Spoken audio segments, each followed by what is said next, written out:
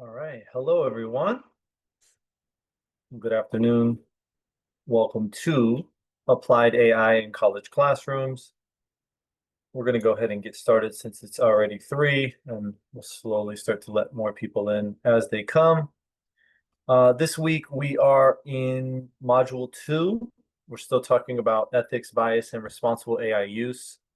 And then we're going to be specifically focusing on creating inclusive AI policies today. So just going to go ahead and click that to take us to our session goals.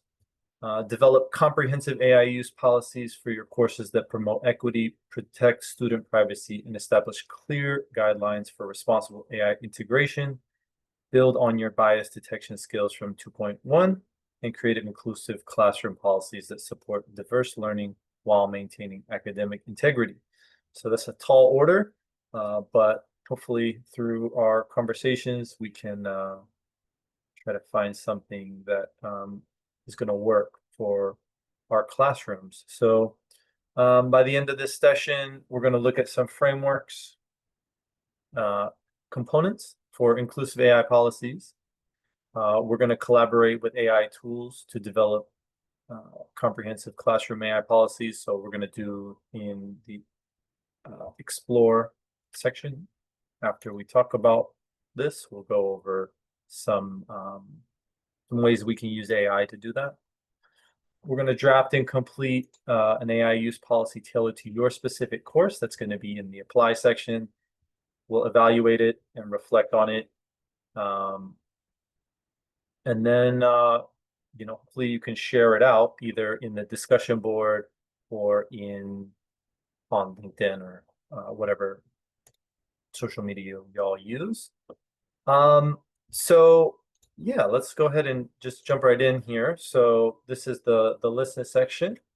Like I said, once again, our overview, we want to learn some frameworks for developing comprehensive AI use policies that promote equity, protect student privacy, and establish clear guidelines for responsible classroom integration. We talked about the student privacy aspects last session, and then we also looked at some problems with bias in the AI models, inherent bias that's baked into these large language models. Give me 1 second.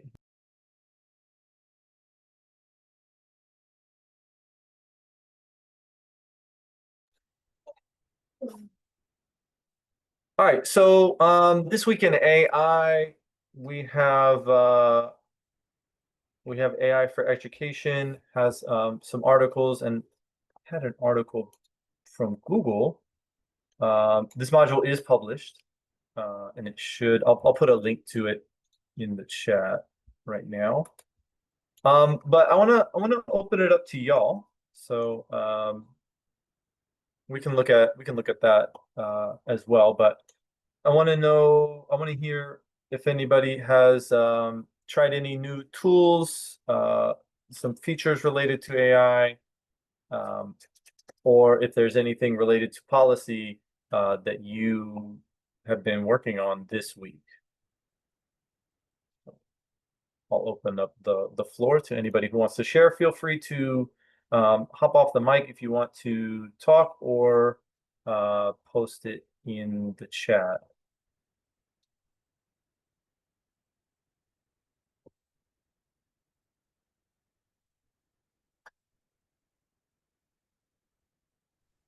I'll share that I am teaching a programming fundamentals class, and we have a no code gen AI policy that is kind of hard to enforce on the homeworks.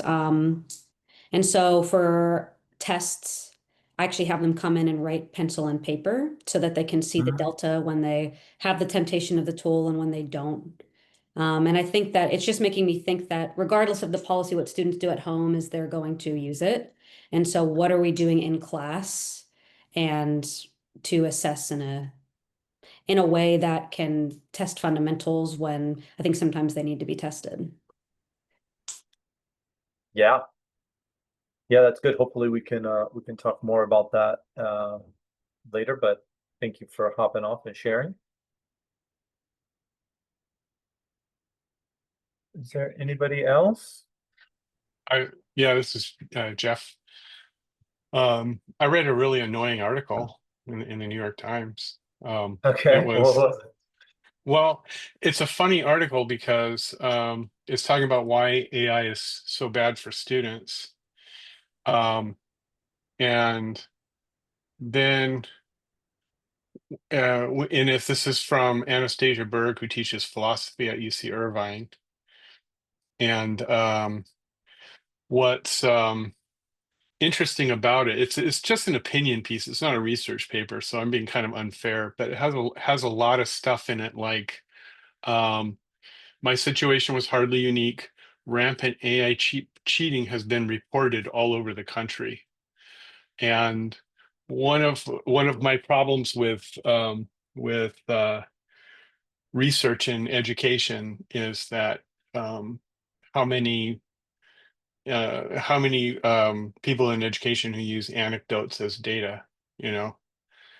And so it's just there's a few pieces things like that where it's kind of sloppily written, and it's something that I would expect from an AI generated article and not from somebody who's representing a university in an opinion piece. But it's interesting to kind of read it because a lot of the questions that really come up isn't that cheating is anything new. It's the questions we should be asking is what do we do, why are students cheating in the first place, and then how do we address those issues. And and it usually has nothing to do with the internet, Google, Wikipedia, or AI, or any of the other technologies that were supposedly going to destroy education. But anyway, so that's kind of where that was the notable article of the week for me. Okay, and then yeah, you put that in the chat. Thank you for doing that. And Alyssa says write better assessments. Yeah, that's definitely part of it. Um, I'm gonna put this link into the chat. Uh, that's for the AI updates of the week. Jeff says zines, zine projects. We have a zine event coming up where we're going to talk about how we can incorporate zines into the curriculum. So on this site, if anybody else has anything else they want to share, please feel free to hop off. But there was and I wanted to say before moving on from Jeff's, that is part of what we're talking about today is um, how to set it up in your policy in your class so that the focus is on the learning and then less on the policing. So this one here, November 3rd, this week, there's research showing a critical gap in schools having digital access but not digital impact. So yeah, this is kind of you'll see this a lot. Massive tech investment, 60% of professional development funding supports one-off workshops, leaving teachers without sustained support. So we're trying to combat that with this course here today. We're trying to set up the weekly meeting so we can continue to have the dialogue about it. And then also there's one other thing that I wanted to talk about, but I think I lost it. So anyways, those are the links there. Or sorry, the links to Jeff's articles in the chat and the links to this, and then the sublinks within this one if you want to learn some more about what's going on in AI this week. Kelly, do you want to hop off and say, or Sure. yeah, go How ahead. you doing? So I had an interesting situation happen this week where I have a student who is struggling way more than others, his classmates. And as we talked and as I was trying to get down to what what's going on. He admits to me that in all his previous classes, he was using AI to, meet his outcomes because I teach IT. So build this, he would jump online and he would get it to tell him either how to build it the quickest or get it, sometimes get it to do it for him. But now he's got to apply these procedures and processes in certain environments. Because with computers, you can do things more than one way, but it doesn't mean they're all the right way. And it's coming back at the student. And I am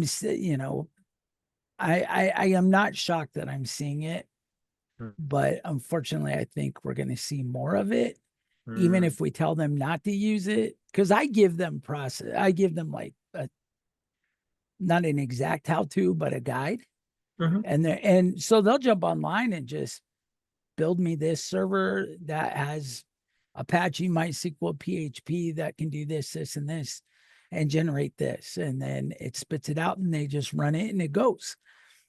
Now they have to get very specific on it, and they're struggling.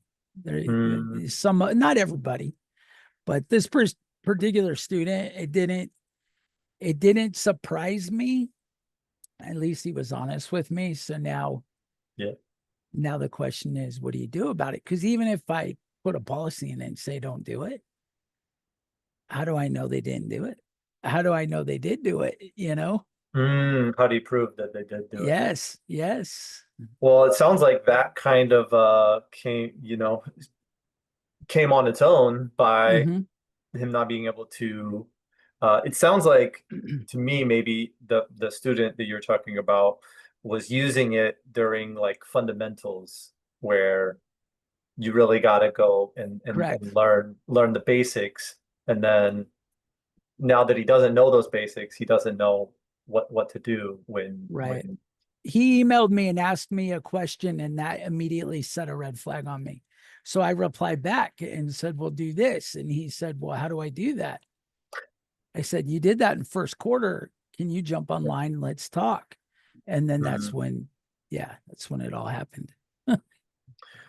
Well, I appreciate the transparency by the student, and that's actually a good segue to what we're going to be moving into this week.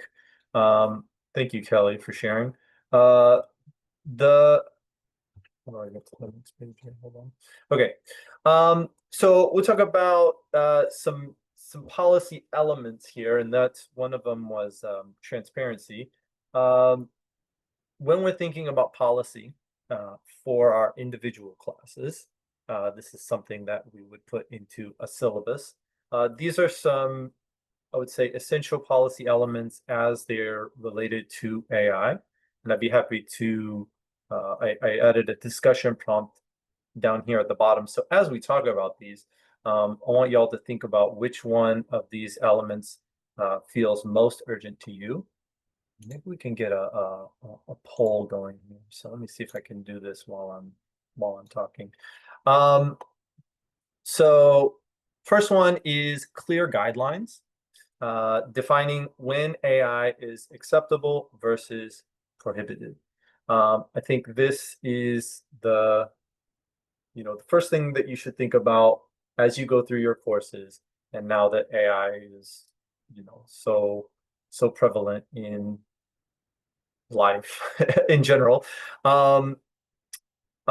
when do you think that it would be okay for your students to use AI? When do you think that it would not be okay for them to use AI? And so for this one specifically, I want to bring the attention to this is AI usage tags that we created at Clover Park. Some of you have already seen these before. Some of you are using these in your courses. If anybody's using these and is still and is able, let us know if you're using these ones. But this is kind of an adaptation of I would always see the 5 there would be like 5 different choices. So I thought it would be easier if there were just 3 different choices, where you basically say it's a green light if you don't really care how AI is used. There's some of those assignments out there where it doesn't really matter. There's no learning that you would have to do on your own. Some instructors have where you have to use AI. Like we have one of our English faculty who's using it with one of the books she's writing, or not writing, reading in her class. And she has her students interacting with characters from the book that she's kind of trained the AI on, so that they can have conversations with them. I think that will be a perfect example of a green light, using it as part of the assignment. The caution would be generative AI is permitted, but you must follow specific instructions outlined. So this would be something where it would be, you can use it for this, but don't use it for this. And then just making sure that you highlight that usage in the assignment instructions. And then stop, that's obviously, you don't use AI. It's not going to help you at all. Some things you just got to learn without it. And so these ones here are, I put this in the chat. Yeah, this is on our syllabus page. If you scroll down past where we talk about our simple syllabus, but they have they're here for anybody who wants to use them. You can download them. I've got the one that's all 3 of them together, so maybe that would go into the syllabus. And then these ones are meant to be used in individual assignments, where you're giving them specific instructions on how to use it. So that is the first part. To an essential policy element would be a clear use guideline. Academic integrity. So clarify how AI use aligns with honesty and originality. I mean, this is just that idea of taking AI output and trying to pass it off as your own. I could tell you through my experience of using AI, there's not a lot of originality. I mean, it'll come up with interesting ideas, especially if you're prompting it in a certain way, so that you're trying to think about some ideas. Maybe you're using it to help brainstorm. But as we talked about in our session last week, it's kind of trained off the internet, and it's going to try to give you that middle of the road answer, whatever the highest. I don't know if I talked about this, but when I went to a conference a couple weeks ago, they compared AI to a roulette wheel, where you spin it, and then the response you get, there's a couple of numbers that are a little bit stronger based on historical data and training data, but it is really kind of random. And so when you get, even if you type in the same prompt, you can get much different results. And then honesty, about using it, if you used it, what admitting that to the instructor, or having conversations about use. I know that I think someone's in here, possibly that I talked to, an instructor that used AI, and then it was for an assignment to gather resources around campus, and they brought up resources that didn't exist. So what's the correct process then on what to do with that student, and how can you talk with them about it. And so that's academic integrity. Transparency, this is letting people know in your course how you're using AI, and then if they're going to be using it, as we kind of talked about with Kelly, disclosing that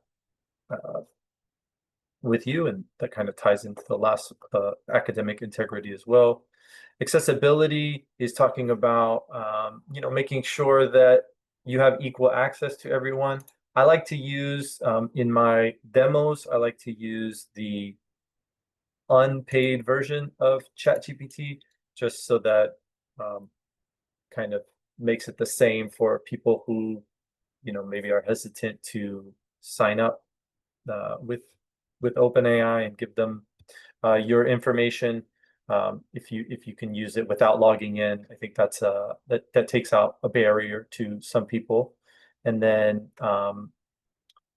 also giving options for people who don't want to use it, right? At all. There's a growing movement of refusal to use AI. So I don't know how that's going to work out in the long run, but people should have the freedom to do the assignments in the way that they choose, for the most part. And that adds the accessibility aspect of it. And then adaptations, adjusting the assignments and grading to reflect AI's presence. So this kind of goes back to what Alyssa was saying, or dropped in the chat, about writing better assessments. No, it wasn't Kelly, somebody else. So let's go here. I'm gonna put this into the poll. Adaptations. And I want to know what you all think. Maybe this as meeting poll. I don't usually use polls, so where did it go? Well, I'm gonna try to figure out this this poll situation here. But while I'm doing that, if anybody wants to hop up and talk about the elements, which one of these do you feel is most urgent for your own syllabus, that you need to either add something, or even maybe something that you did change in your syllabus that you feel worked pretty well?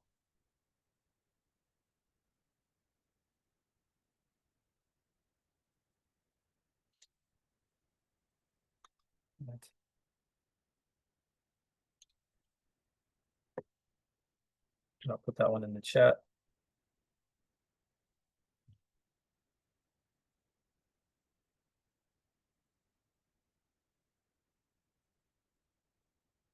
Oh, here it is. Okay. All right, so I got that poll up there. We'll give it a minute for y'all to answer. Obviously, if you're in instruction. If you're not instruction, what would it look like? Like how would policy look like in your position?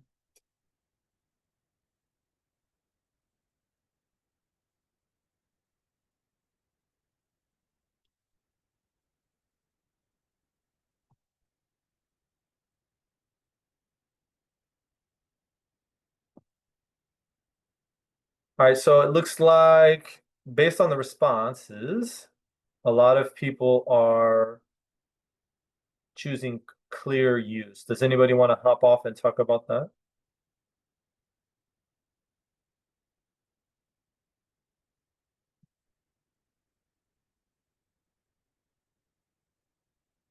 Call on somebody. I would say for me,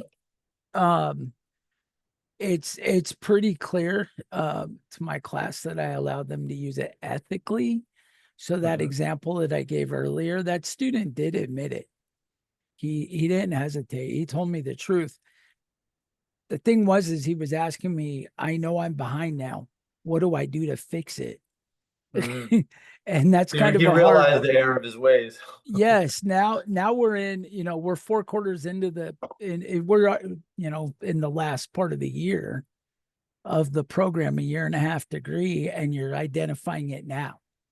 So then, yeah, that was a tough one. That was, What's your suggestion? Go back and look at all the material that we talked about. right. No, in this you know what I program. told him? Go back and pull his documentation Oh, and ask himself, what areas does he find he's struggling in now?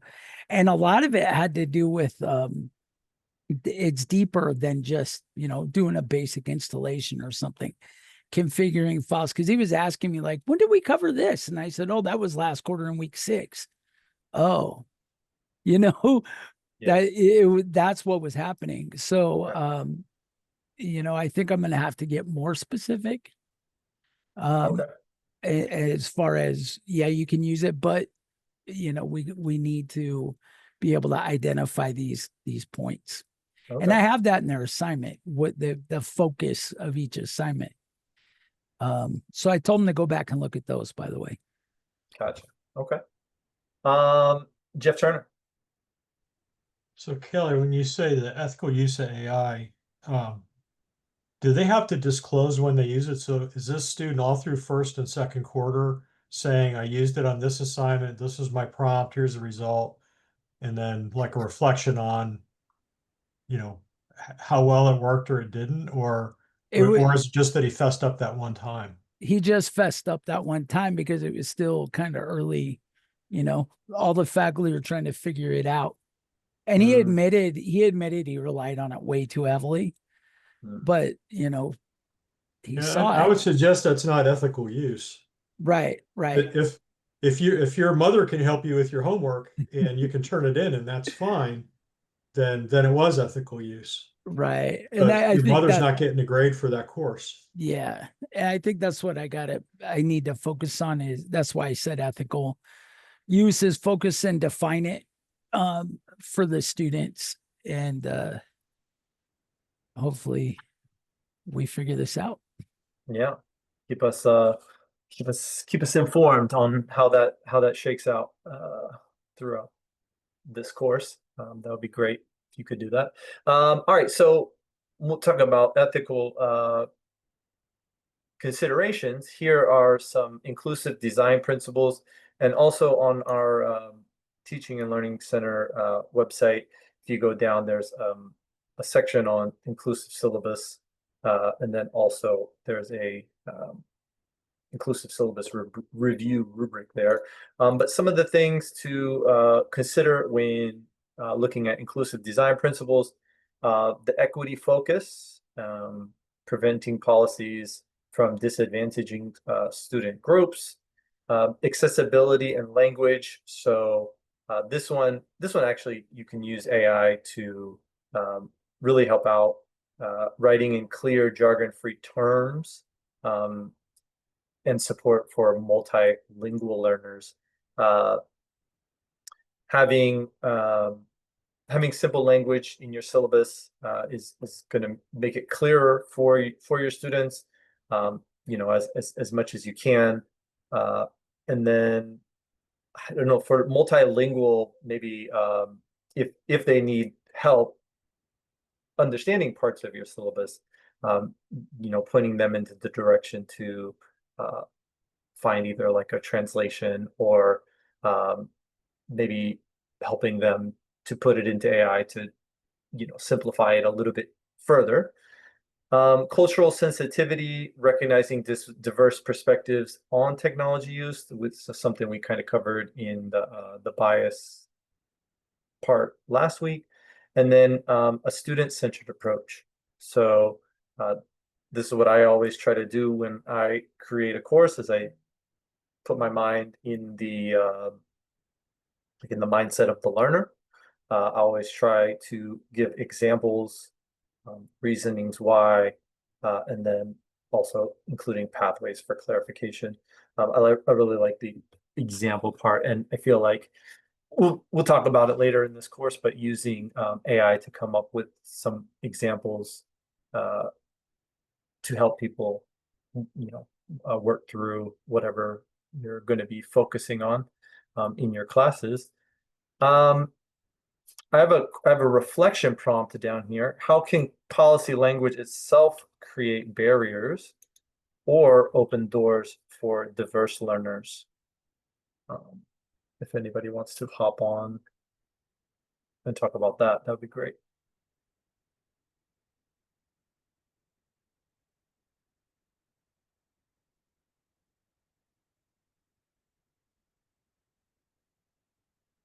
I don't know if Jeff Kane is still there, but we were talking about before when we moved over to simple syllabus is to think of syllabus less as a contract. I know some people think of it as a contract, which could be a barrier to people depending on the way that you phrase it.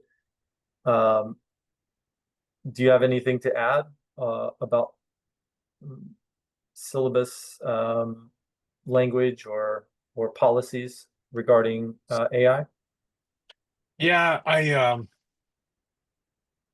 I've been thinking about that. I've seen examples of syllabus, and then also just like in the various mail lists we belong to, listening to, reading about people just really struggling with this. And one of the things I'm trying to think about is how to get away from like the language around cheating. And I think we've kind of hit on it here when you're talking about we're given the case of a student who's really missed out on the learning and is suffering for it. And that is an example of really a bad use of AI, right? Because there are ways of using AI to help you study. And there's a way to use AI to where you think you're going to get the answers, and there's a way to use the AI in a productive way. I mean, we did a whole thing on how to use AI to promote critical thinking and problem solving. And so as far as like a policy, how that fits into the policy discussion is that I think there needs to be more education on effective uses of AI and when AI isn't going to help you versus that policing language where we say you're cheating if you do X. And what Right. you're really doing is you're cheating yourself out of your learning. Bingo. But getting into whether rules are being broken or not is a whole nother discussion, and that's sort of getting away from the policing language.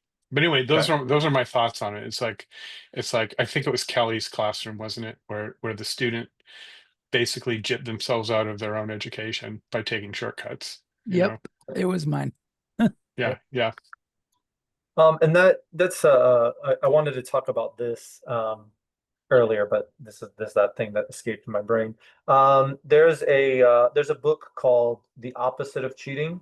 And so I'll see here. This is the website. This is what the book looks like. But this is written by Dr. Tricia Bertram-Gallant, who was our keynote for the first AI Institute a couple of years ago.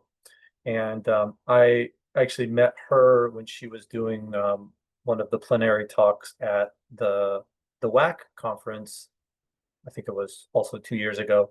And so that's kind of how I got connected to her. This is a really great book, and there are just to look quickly at the table of contents. Chapter 1, why students cheat, and then chapter 2, communicating integrity. There's other stuff in here that's also really helpful, like designing courses, designing assignments, promoting success with integrity. But you can see everything here is with integrity in mind. So this is a really good book. I would recommend. And then they also have a podcast that goes along with that. So there's already 35 episodes, and there's Lance Eaton. We're going to be talking about him shortly, and I mean, be on the lookout. Maybe in a couple more podcasts, you'll see Ron Lethko there as well. She reached out to me recently about possibly coming on. So I just want to do that quick plug there as it relates to what we're talking about today. So, okay, let's finish up here. So some implementation strategies, moving on. This is kind of what we're going to be focusing on for the rest of the lesson here. Collaborative development involving students in shaping the policy. This has been pretty successful in the instances where I've heard it been used, where you'll have, a discussion at the beginning on day one about what ethical AI use looks like, and pointing out that if you're going to use AI to cheat, you're basically just cheating yourself out of your education. And I don't know, I think I'm going to use that story that Kelly said about how, they kind of took the shortcuts in quarter one, quarter two, and then now they're in the fourth quarter and they don't know how to do some of that basic stuff. I think that perfectly illustrates that issue. Pilot testing, beginning with low stake applications before scaling it up. You don't want to put it in all of your syllabi. Maybe just try some things. Maybe each class you can try something new to see. Oh, this language works out well. Somebody in my syllabus, I put that you should look out for these assignment tags, and somebody used AI on a stop. And I mean, sometimes it's very difficult to tell if AI was used. Sometimes it's very obvious to tell when you include the ChatGPT instructions at the top or at the bottom. That's a pretty telltale sign that it's being used. So then referring back to the syllabus and saying, hey, remember in the syllabus where I said assignments are tagged? This one has a clear red tag, and this is a clear violation. So, either do this again, or I'm always down for second chances. But if depending on the situation, you might have to fail that assignment. And so, just for not following the basic instructions, the instruction says don't use AI. You used AI. That's it. So regular review. So this is, as AI evolves, going back and just making sure that whatever policy you chose last year still fits for where AI is at this year. Integration with training, connecting policies to AI literacy activities. We're currently working on a AI literacy module that we're going to put into, hopefully we're going to embed it into either faculty's Canvas as a module, an extra module, or giving our faculty something that they can link out to, so that they can, if students are interested in AI literacy, giving them those resources. And then the last one here, support systems, giving resources that helps students follow the policies effectively. So anything like that can help them know how to use the tools, and that kind of ties into the AI literacy aspect of it as well. The key takeaways here to wrap up this listen is clarity prevents confusion, specific guidelines reduce academic integrity issues. Um, that's talked about in that book, The Opposite of Cheating. These are a kind of a proactive approach that let the students know what, like very clearly, use it or don't use it. And if it's yellow, make sure you look at the instructions on how it's allowed to be used. Inclusion requires intentions. Policies must actively address equity.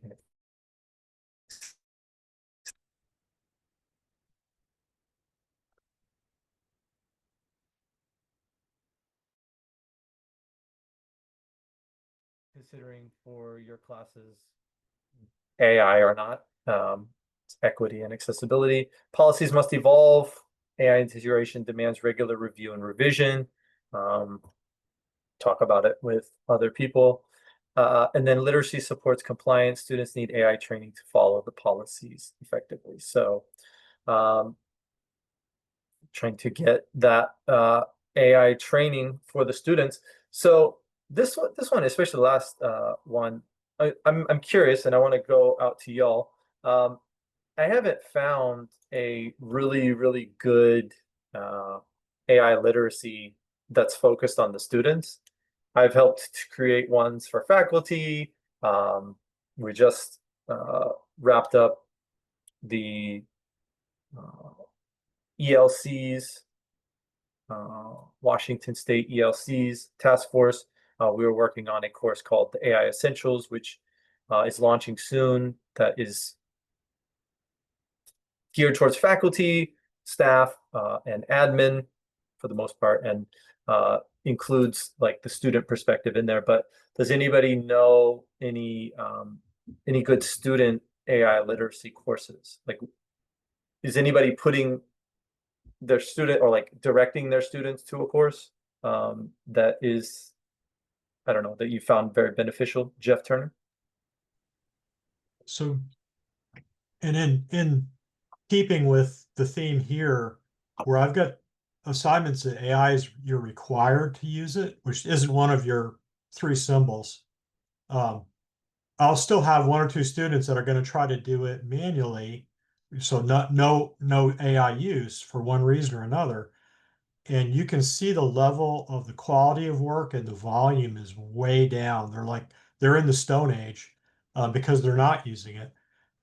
On the training aspect, so I do have the symbols in the syllabus and use them in the assignments, but my AI policy is a 20-minute video that I put together that includes the training on, you don't know about prompt engineering? Here, watch Tina Wong's 20-minute video on, the 9-hour Google course on prompt engineering in 20 minutes.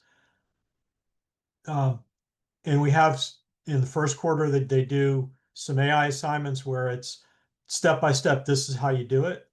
So I'm training them there. And like I said, literally later on, they're going to have assignments where they're going to be required to use it because the industry is expecting it.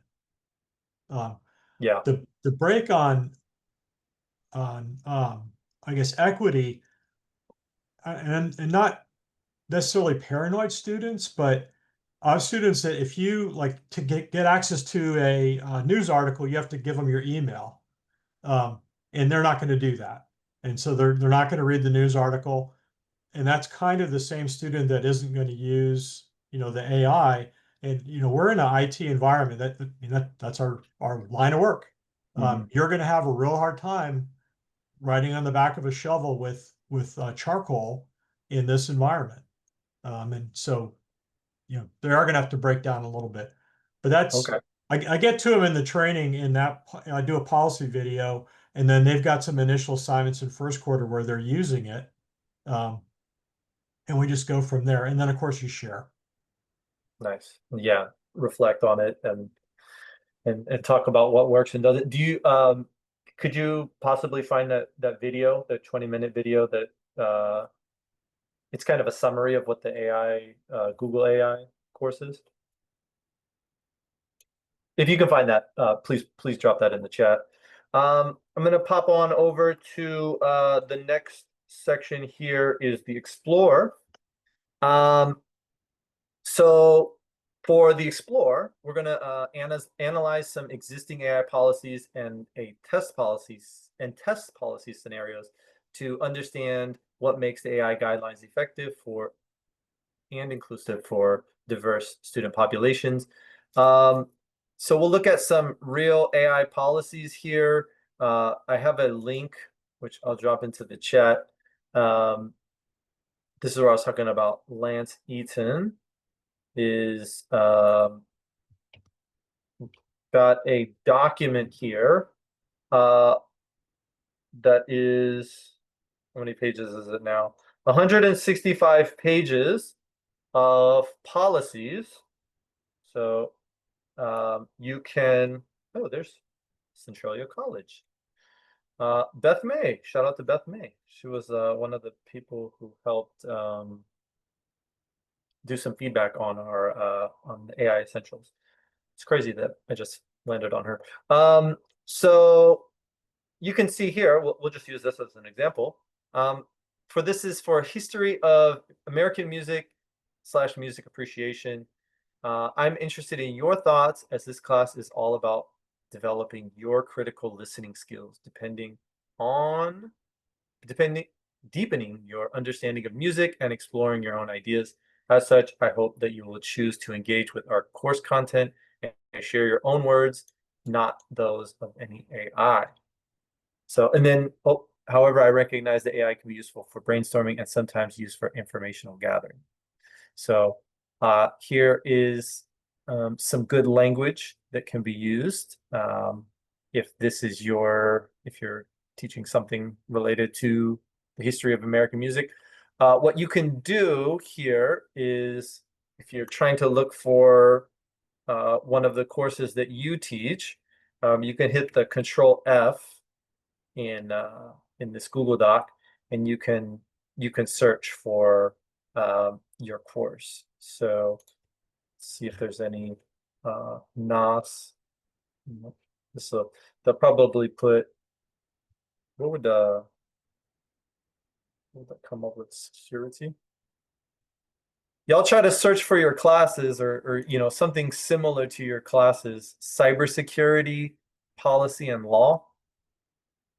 What's it say? You should be able to use generative AI, but only to use it to help with finding sources or to correct spelling and grammar for a sentence. Okay, so it's a little short and sweet, but I mean, at least it's something. We're all still trying to chase the best way. Oh, there you go. Thank you, Jeff, for putting that in the chat. Chase the best way to allow AI usage and think about how it can be used. Something is better than nothing. Well, that depends. that's not a catch-all, but I think if you're willing to consider it, think about it, then I think that's the most important for the first step of trying to put together a helpful and useful policy, and an inclusive policy. So that's actually what we're going to be working on right now. So a student scenario list, we have a student scenario list provided below. These are some common AI use situations for testing. We're going to test these against those policies, and then a policy evaluation framework. So it's kind of like a checklist for inclusivity and clarity. So I'm gonna kind of go over and go through this with y'all right now, but think about it for your own course. If you want to follow along and do it with your own course, that will help you get more prepared for when we get to the apply, which is when you would have to do on your own. That's going to be the next page here. But okay, so let's look here. We have our activity, policy effectiveness testing. You'll be reviewing existing AI policies to understand what works before creating your own. We need to test how well they serve diverse student needs. All right, so I'm going to pick some AI examples, and then we're going to use this framework here. And I'm actually going to use AI to kind of do some of that, front work.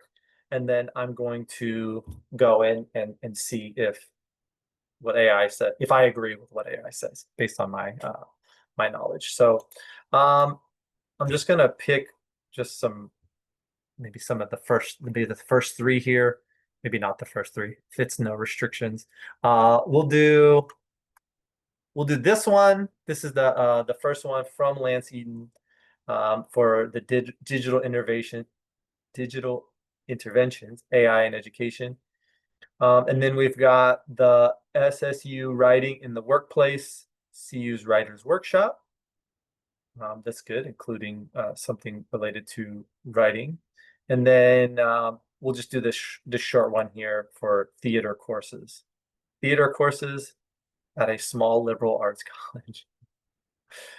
Ooh, that we could do that one instead if they have it. Ethical hacking? No. What about hacking? Just hacking? No, there's no hacking. Pen testing? I don't know. You search it if you You if can't can do find it. ethical hacking without ethical. Yeah, that's true.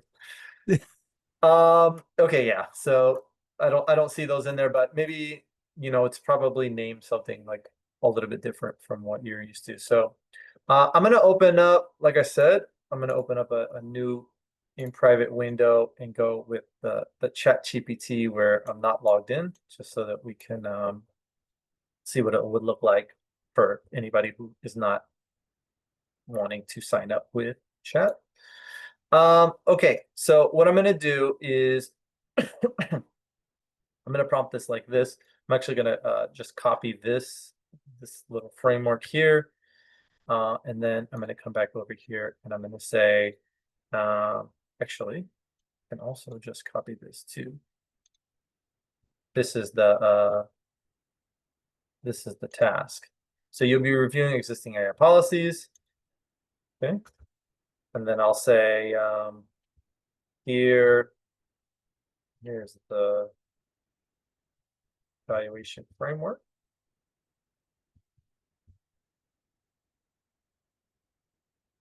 Pop this in there. I like to put whatever I'm pasting in quotations, just as a kind of cue for the AI to know that that's all part of one thing. And then I'll say, here is the first policy. I'll just copy in this one. I'll also copy in the course and institution just to give it a little bit more information.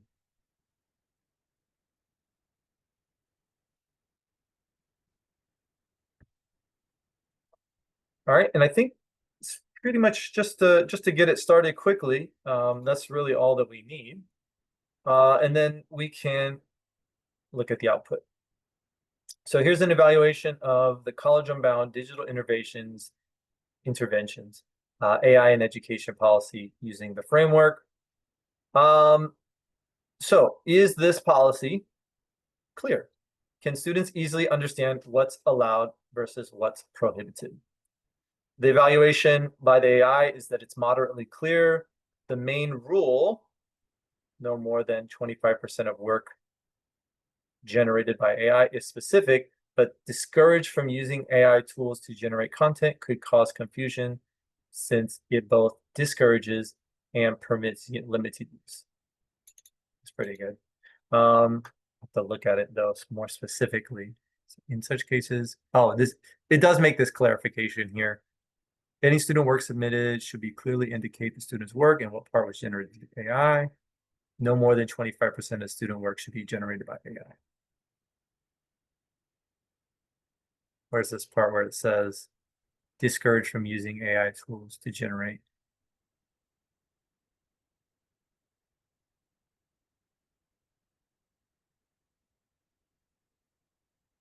Oh yeah, there it is. You're discouraged from using AI tools to generate content that will end up in any student work. Yeah, that makes sense. But yeah, it's a little bit unclear. Are examples concrete and relevant to actual assignments? So the evaluation here that it needs improvement. The policy doesn't include an example how to cite AI use in essays, presentations. But I don't know, maybe this isn't the place. Maybe the syllabus isn't the place to put the examples. Maybe the examples would be in the actual assignments. So I don't know about how Lance does his courses, but if they're not, then this would be an important thing to consider. Is the language accessible to non-native English speakers? Mostly yes, but there are some big words here. I think it'll be fine for anybody who's in the college class to know what evaluation means. Are consequences for violations clearly stated? No, the policy lacks explicit consequences or links to academic integrity. So it's a little bit lacking there in that instance of clarity. The summary here, generally understandable, but needs examples, simpler phrasing, and clear consequences. So there you go. There's some feedback that's clear and actionable. Does this policy address students without access to premium AI tools? No, it assumes all students can use AI if permitted. No mention of tool access equity. Okay, and so I'm not going to go through each of these, but you can see it put it in this nice table for me.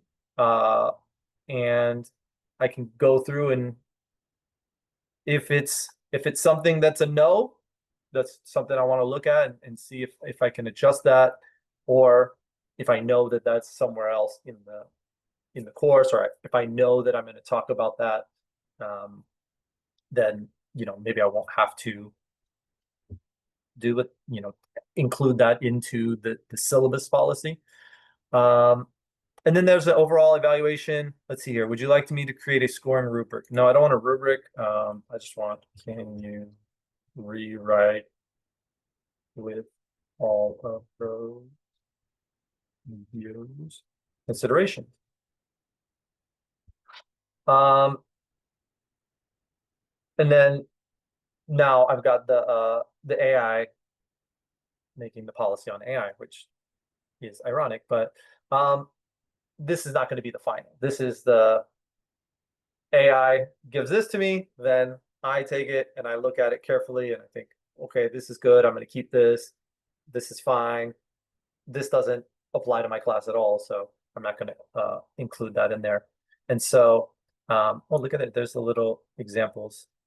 And so I would look clearly at these examples and say, okay, yeah, I don't want them submitting AI-generated essays, but brainstorming ideas and outlines and examples with AI is okay. So I don't think I'm going to have time to do 3 of them. I wanted to do this one, which looks, actually, I'm gonna post this in just real quick to see, just because it's so much. I want to see what this response comes with. How about this?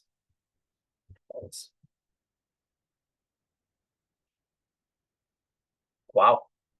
So like as soon as I press enter, like even before I press enter, it started giving me a thing.